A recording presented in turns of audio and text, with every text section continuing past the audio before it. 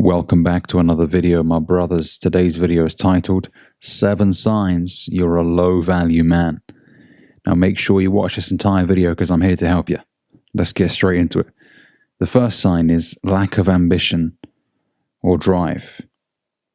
You don't want more out of life. Now look, it's perfectly fine if you're content, if you're genuinely fulfilled with what you're doing right now and you don't really want to go out there and make millions. That's perfectly fine as long as what you do every day brings you fulfillment.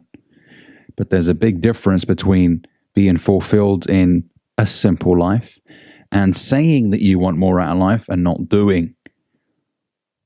Okay? Everybody talks a load of smack these days. Most young guys are like, man, I want to be rich. But the majority just lay on their couch jacking off all over themselves. They don't get up. They don't get going. They don't execute. They don't take action. And so that's a problem. High value men move with speed. They take action. They meet the right people. And even if they fail again and again and again, at least they're engaging in the hunt. They're going out there and they're striving to make shit happen. It's honorable to go out there and fight for yourself and for your family. To strive to create a beautiful future. But if you're just laying on the couch expecting good things to come, nothing's going to come, man. I'll be honest with you. No one's going to knock on your door one day and provide you with the dream life that you're seeking. You have to get up and you have to go after it. Okay? So devise a plan. Look, people ask me all the time, Ali, how do I know what my purpose is? Because you hear that a lot from male self-improvement content creators, right? Find your purpose. Now, the way I see it is when you're going out there and you're engaging in a lot of action, at some point your purpose will stand out to you.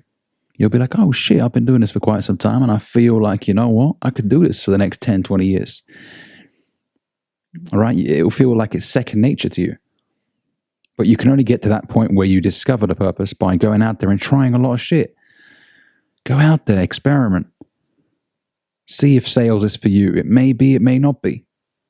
You might be better at writing or creating music. Everybody's different. If you're young, you should be going out there trying a lot of shit. And eventually your purpose will stumble upon you. It will find you. But I want you to go out there and just try a lot of shit in the meantime, okay?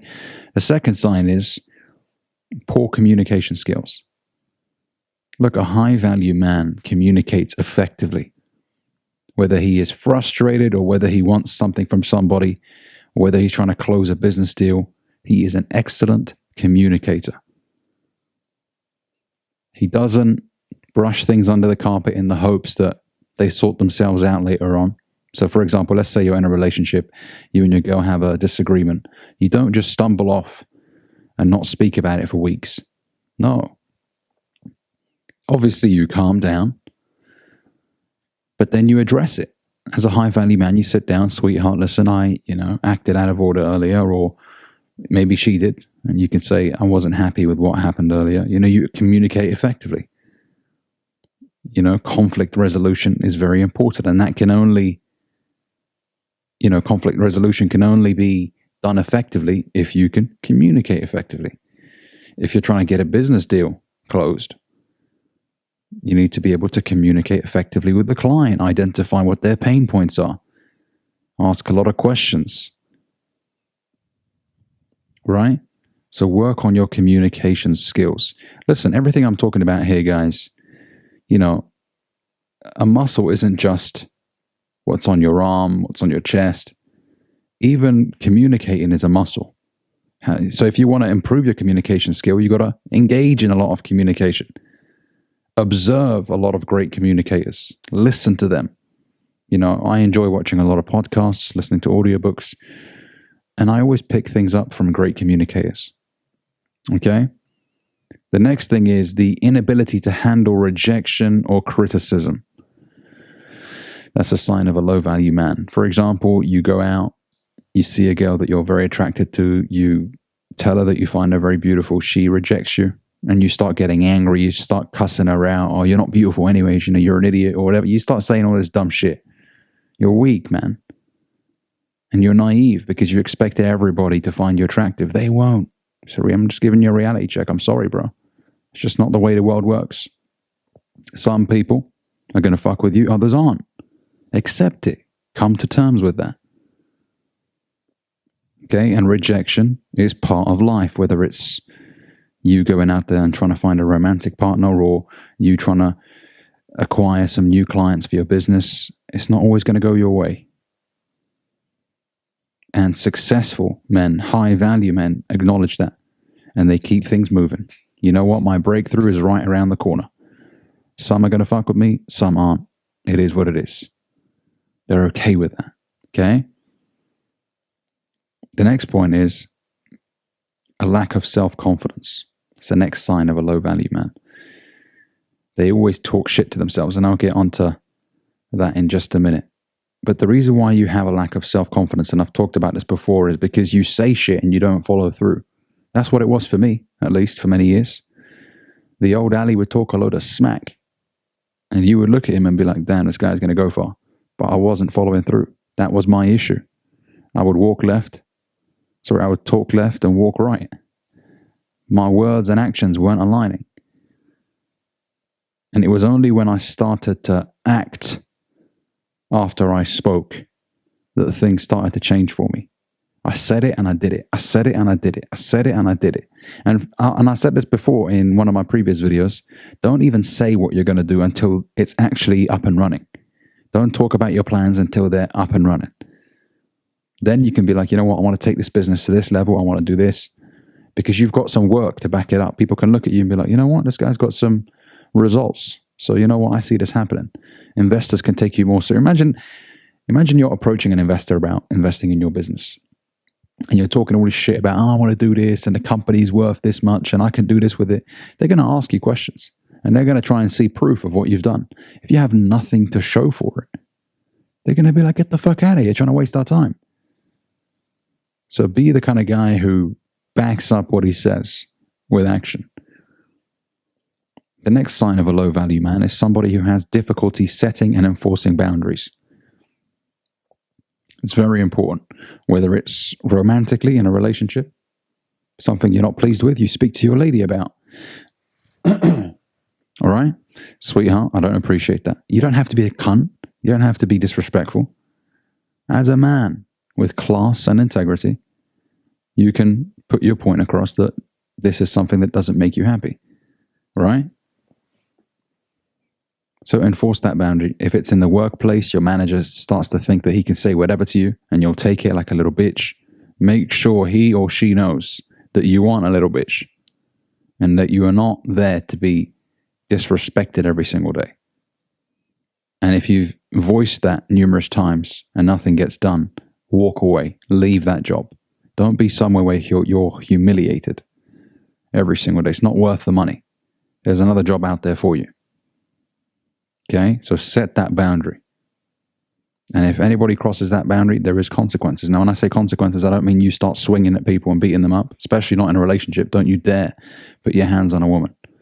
But as in, if, you've repeatedly mentioned to your lady that this, doesn't make you happy and it makes you upset when she does certain things and she keeps doing them, you leave. Because clearly there's no respect there. Same thing with the workplace. And I don't mean, if she does it 1,000 times, then you leave. No. If it's a serious situation, I would say if it happens again, you leave. So twice. First time, okay, maybe she didn't know. Second time, you leave. If it's a serious matter. If it's, you didn't reverse the car in properly, sweetheart, that's different. Okay? I'm talking about if somebody does something really disrespectful. Okay? So that's point number 5. The next sign of a low-value man is somebody who depends on others for validation. He's looking for approval. He's a people pleaser. Right? Guys, what do you think? Now, there's a big difference between asking for advice and going to people to seek permission to do things. As a man, if something makes sense to you, and it feels right. You trust your gut, you trust your intuition, and you go out there and you make shit happen. But there are guys out there who won't do anything because their friends told them not to do it. Or their mum told them, James, it's a bit risky. I wouldn't do that. And he's, oh, okay, mum. Their mum, who has no experience in running a business or anything like that, has managed to talk him out of starting his own business. Just weak, no backbone. Just fearful guys who will never amount to anything in life because they let other people's opinions kill their dreams. Like I said, if it comes from the right source, for example, you speak to a guy who's got a multi-million-pound business about your idea, that person is a lot more credible. That person is going to offer you much better advice than your mum, who's never run a business before. Because your mum will give you advice to protect you. In most cases, your parents. They don't want to see you lose a lot of money, and so they'll give you advice like be careful, and maybe it's a bit too risky, but someone who's experienced in business will dissect your idea. I mean, if it's someone that you know personally, if it's someone that's very successful, you're probably going to have a hard time getting a hold of them, right? But if it's somebody that you know, maybe a relative, an uncle who's got a successful business, he'll dissect it and offer you actual constructive advice that you can take on board and learn from. Okay? So don't go out there seeking validation. I mean, this is another thing, right? Guys that seek validation from women. They want to be, acknowledged by women, desperately acknowledged. Now, a high-value man conducts himself with the utmost class. He takes care of himself. He looks good physically. He smells good. And he knows that in doing those things and taking care of himself, the women will validate him. He's not going out there, what do you think of me? If you've ever been in a relationship and your girl has showed you some of the DMs that she gets, you'll laugh. Maybe you and your girl, if you're close like that, she'll show you and she'll be like, look at this goofball. You see all these men in the DMs just cringy as fuck, saying all sorts of shit. And, you laugh at it. Because, first of all, never be that guy. Never be the beta male orbiter. You swipe up and you send flames to every girl that you follow. First of all, if you don't know this girl in real life, why the fuck are you following her? You're giving her just attention for no reason. She don't know you. She probably doesn't follow you back. I mean, have some fucking self-respect. If it's a girl that you know or a girl that you've started dating, different story.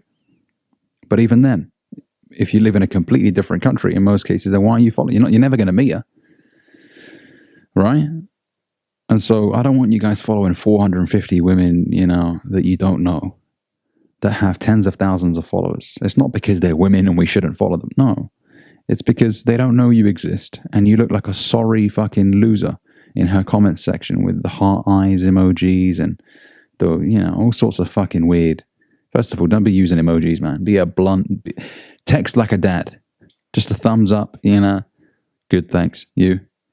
All right? Don't be sending loads of fucking emojis, man. Come on. Especially not the monkey emoji, the monkey eye thing. I mean, that's just fucking stupid, man. Don't be sending that one. Okay? So, going back to what I was saying, guys like that are seeking validation without doing the work. They just want women to acknowledge them. And listen, women respect men that are busy making shit happen.